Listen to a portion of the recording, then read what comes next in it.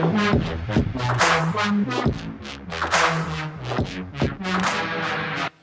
Everyone, मैं हूं आपकी श्रद्धा दीदी। आज की वीडियो में हम बात करने वाले हैं एक बड़ी बीमारी के बारे में जो काफी सारे लोगों को परेशान करती है। इनफैक्ट हम सभी को लाइफ टाइम के अंदर कभी ना कभी इसने परेशान किया होगा, जिसका नाम है डिस्ट्रैक्शंस।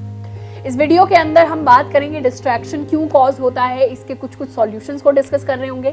साथ के साथ मैं अपने कुछ एग्जांपल्स शेयर करूंगी जिससे शायद हम कुछ लेसन सीख पाएं कि क्यों डिस्ट्रैक्शंस को कट ऑफ किया गया, किस तरीके से उनको हटाया गया। अब ये हमें हमेशा पता होता है कि सक्सेसफुल होने के लिए हमें लाइफ के अंदर डिस्ट्रैक्शंस को हटाना पड़ता है और हर काम को फोकस के साथ कंप्लीशन तक लेकर जाना पड़ता है, काम को कंप्लीट करना पड़ता है। लेकिन लाइफ के अंदर काफी सारे ऐसे फैक्टर्स आ जाते हैं जिसकी वजह से हम डिस्ट्रैक्टेड हो जाते हैं। हम बहुत सारी चीजें अचीव करना चाहते हैं पर ये जो है वो बेड़ियों की तरह पैरों पे अटक जाता है और हमें रोक रहा होता है। अब मैं अपना खुद का एग्जाम्पल लूँ तो 9th-10th क्लास तक मैं भी टीवी जैसी चीज़ों से डिस्ट्रैक्टेड रहा करती थी, काफ़ी टीवी देखा करती थी। लेकिन 11th-12th में वो चीज़ सुधर गई। कैसे सुधरी? दिन में स्कूल हुआ करता था, उसके बाद कोचिंग क्लासेस होती थी, उसके बाद 9 बजे तक जब वापस घर आती थी तो खाना खा के ड्रेस चेंज करके उसके बाद नींद इतनी ज़्यादा आ जाती थी, अगले दिन सुबह फिर से उठना होता था 5-6 बजे। अब इस पूरे प्रोसेस में फ़ोन तो था नहीं, 12th क्लास में मिला, वो भी बटन वाला था। साथ के साथ जियो तब तक आया नहीं था तो फ्री इंटरनेट की एक्सेस थी नहीं हमारे पास। वो ऐसा फेज था जहां पर डिस्ट्रैक्टेड होना थोड़ा सा मुश्किल था। पर जैसे ही कॉलेज में आए सारी चीज़ें आ गई, लैपटॉप आ गया, फ़ोन आ गया, इंटरनेट आ गया, वाईफाई आ गया, दोस्त आ गए, कॉलेज की बाकी सारी चीज़ें आ गई, सोसाइटीज़ आ गई, तो काफ़ी सारे रीजंस आ गए हमारे पास डिस्ट्रैक्टेड होने के। अब इस वीडियो को ऐसे लोग जो देख रहे हैं जो शायद कैट की प्रिपरेशन करना चाह रहे हैं, गेट की प्रिपरेशन करना चाह रहे हैं, यूपीएससी करना चाह रहे हैं या किसी और गवर्नमेंट एग्जाम की प्रिपरेशन कर रहे हैं, उनको 11th-12th वाले उस फेज में कुछ हद तक जाने की जरूरत पड़ेगी जहां पर हम बाकी जो ये एक्सटर्नल चीजें होती है ना, फोन हो गया, इंटरनेट हो गया, सोशल मीडिया हो गया, इनसे थोड़ा सा कट ऑफ करके हमें एक्चुअली कुछ समय तक अपने एग्जाम की तैयारी करनी पड़ेगी।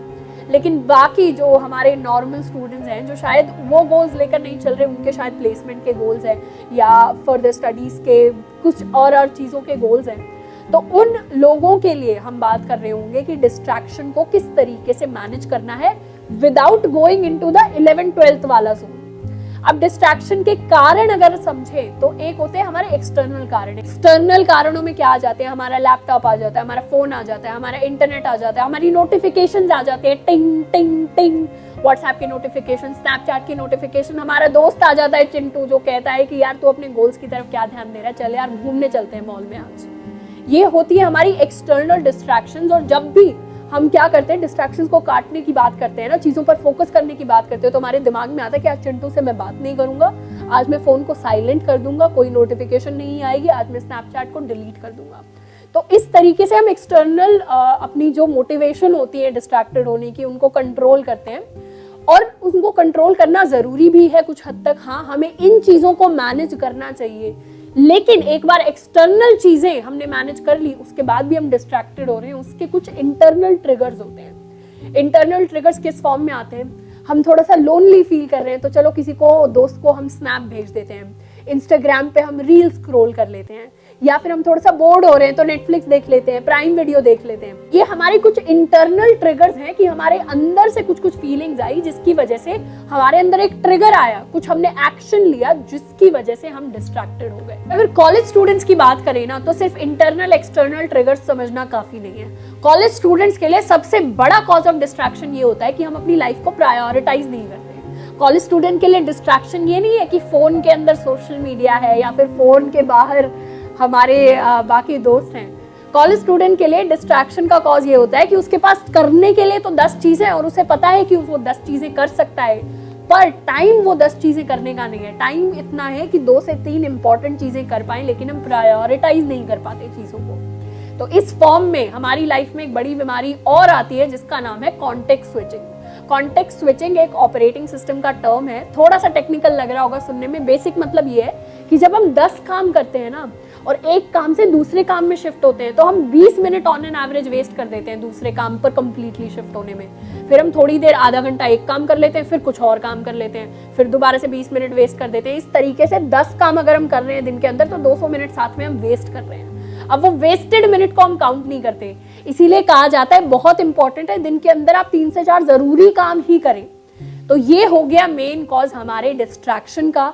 इसमें कुछ एक्सटर्नल ट्रिगर्स भी आ गए, इंटरनल ट्रिगर्स भी आ गए, साथ के साथ हमारा कॉन्टेक्स्ट स्विचिंग भी आ गई और लैक ऑफ प्रायोरिटीज भी आ गई। अब अपनी लाइफ के अंदर हम किस तरीके से डिस्ट्रैक्शंस को हटा सकते हैं, उसके कुछ बेसिक तरीके। सबसे पहला तरीका होगा हमारे लिए कि हम लाइफ में प्रायोरिटी सेट कर लें। अगर हमारा गोल नहीं है तो सबसे पहले गोल बनाएं, उस गोल को प्रायोरिटी में नंबर 1 रखें। चाहे हम 11th-12th में है, चाहे हम कॉलेज में है, चाहे हम एक वर्किंग इंडिविजुअल है, या फिर हम कुछ और परस्यू करना चाह रहे हैं, तो उसमें भी हमारा जो गोल है, हम जो अचीव करना चाह रहे हैं किसी भी डोमेन में, वो हमारी पहली प्रायोरिटी होनी चाहिए। दूसरा होगा अपने दिन को पहले ही प्लान कर लो। डिस्ट्रैक्शंस कब आएंगी, चीजें कब आएंगी, जब हमें पता ही नहीं होगा कि हमें एक्चुअली करना क्या है और उस टाइम पर हम गलत चीजें कर रहे होंगे। तो पहले ही दिन अगर प्लान्ड होगा अपने गोल के हिसाब से, तो हमें पता होगा हमें कौन सी चीजों को हाँ कहना है, कौन सी चीजों को ना कहना है। स्टीव जॉब्स की बहुत फेमस सेइंग है कि फोकस का मतलब ये नहीं है कि जो मुझे करना है उसको मैं हाँ बोलूं। फोकस का मतलब ये है कि जो चीज मुझे नहीं करनी पर वो बहुत अच्छी चीज है, उसको भी मैं ना बोल पाऊं कि नहीं करना तुझे, मुझे एक इंपॉर्टेंट चीज करनी है और मैं बस वही करूंगा। That is actual focus, that is actual lack of distraction. तीसरी चीज होगी अपने ट्रिगर्स पर ध्यान जरूर देना है, और स्पेशली अपने इंटरनल ट्रिगर्स पर। जब भी हम बोर होते हैं ना, जब भी हम थोड़े से सोशल मीडिया की तरफ जाने लगते हैं, नेटफ्लिक्स, प्राइम वीडियो की तरफ जाने लगते हैं, थोड़ा सा लोनली फील करते हैं, इन फीलिंग्स को ना सिर्फ सोशल मीडिया से डोपामिन लेकर हटाना नहीं है, इन फीलिंग्स को फील करना है। बोर्डम की वजह से इंसान के अंदर क्रिएटिविटी आती है, लेकिन जैसे ही हम थोड़ा सा बोर होते हैं और हम कोई नेटफ्लिक्स की मूवी लगा लेते हैं, हम कोई प्राइम वीडियो का शो लगा लेते हैं, हमारी वो क्रिएटिविटी को हम धीरे धीरे किल करते जा रहे हैं अपने अंदर से। तो जैसे ही थोड़ा सा भी डिस्ट्रैक्टेड हम होने लगे, डिस्ट्रैक्टेड किस फॉर्म में कि हमारे अंदर थोड़ा सा बोर्डम जाग रहा है, हमारे अंदर थोड़ी सी लोनलीनेस जाग रही है और हमारा हाथ बस जा ही रहा है लैपटॉप और फोन की तरफ, वो मोमेंट होता है जब हम खुद से सवाल पूछे कि हम ये एक्शन क्यों लेने जा रहे हैं। हम वो फील करें जो फील करना चाह रहे हैं और अपने काम की तरफ ध्यान दें, या फिर अपने बोर्डम को दूर करने के लिए थोड़े प्रोडक्टिव वेज को फॉलो करें। जैसे कोई हम स्किल सीख सकते हैं, कोई हम हॉबी की तरफ ध्यान दे सकते हैं, कोई और अच्छी चीज सीख सकते हैं, रादर देन कि हम मीनिंगलेस चीजों की तरफ ध्यान देते जाए। चौथी चीज ये होगी कि इस वीडियो से बिल्कुल भी उद्देश्य नहीं है ये कहने का कि आप सोशल मीडिया मत चलाइए। सोशल मीडिया आपको डेफिनेटली थोड़ी बहुत हैप्पीनेस दे सकता है, अपने दोस्तों के साथ कनेक्ट करवाने में हेल्प कर सकता है इन कोविड टाइम्स, क्योंकि हम स्कूल नहीं जा पा रहे, हम कॉलेज नहीं जा पा रहे, हम ऑफिस नहीं जा पा रहे। तो ऐसी सिचुएशन में हम क्या कर सकते हैं, सोशल मीडिया को जरूर चलाइए, पर उसके लिए टाइम फिक्स करिए कि दिन का ये 7 से 7:30 शाम का जो आधा घंटा है, या फिर 1 घंटा है 7 से 8 बजे का, ये घंटा मैं सोशल मीडिया को दे रहा होऊंगा या दे रही होंगी। इससे क्या होगा, हमारे जो इंटरनल ट्रिगर्स है ना कि मेरे अंदर जैसे ही लोनलीनेस आई वैसे ही मैं सोशल मीडिया की तरफ भागूं, वो कट ऑफ हो जाएगा। और सोशल मीडिया की तरफ हम तब जा रहे होंगे जब हमने अपने दिमाग में उसको एज अ प्रायोरिटी सेट किया होगा अपने दिन के अंदर।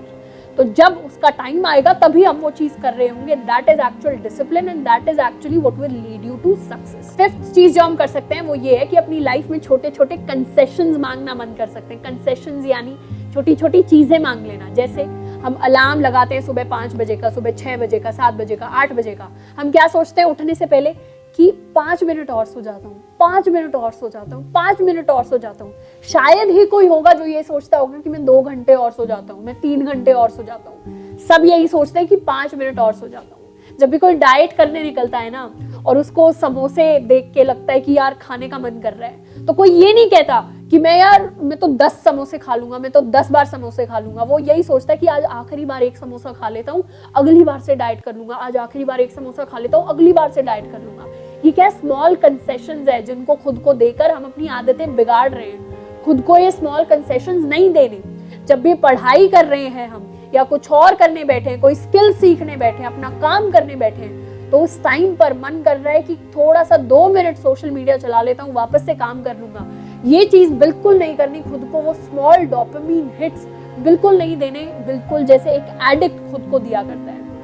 इसमें सबसे मेजर चीज हमारे लिए जो याद करने की है वो ये है कि हम एक एडिक्ट नहीं है, और डेफिनेटली हमारी अगर कोई बुरी आदत है तो उसको हम कंप्लीटली अपनी लाइफ से हटा सकते हैं। पर उसके लिए एक कंडीशन ये है कि हमारी हटाने की इच्छा होनी चाहिए। अगर हम करना चाहते हैं तो हमारी लाइफ की सारी बुरी आदतें हमारी लाइफ से हट रही होंगी। आई होप कि आज की वीडियो से हम कुछ चीजें सीख कर जा रहे होंगे, उन्हें अपनी लाइफ के अंदर इम्प्लीमेंट कर रहे होंगे। आज के लिए इतना ही, मिलते हैं नेक्स्ट वीडियो में। Till then keep learning and keep exploring.